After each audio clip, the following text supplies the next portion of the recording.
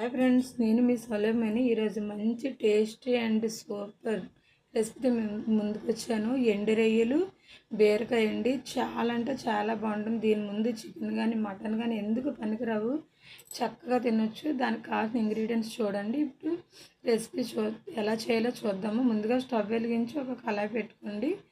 అందులో ఒక 4-5 టీ స్పూన్ల వరకు ఆయిల్ వేసి ముందుగా కడిగి శుభ్రం చేసుకుని ఎండు రొయ్యల్ని వేసి ఫ్రై చేసుకోండి. అదే ఆయిల్లో పచ్చిమిర్చి ఆనియన్స్ వేసి బాగా వేపుకోండి.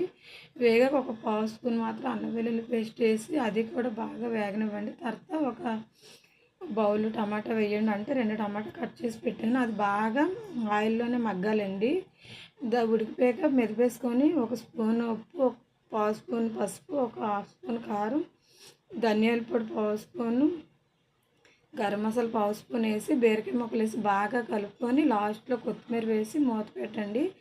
దాని వాటర్గా అది ఉడుకుతుంది చూడండి. ఇప్పుడు ఇలా ఉడుకుతున్నప్పుడు ముందుగా వేయించిన ఎండ్రాయిలు కూడా వేసి మళ్ళీ బాగా కలిపి మూత పెట్టి ఉడుకొని ఇచ్చి 5 నిమిషాల తర్వాత చూస్తే వేడి వేడి ఎండ్రాయిలు బీరకాయ రెడీ చూడండి.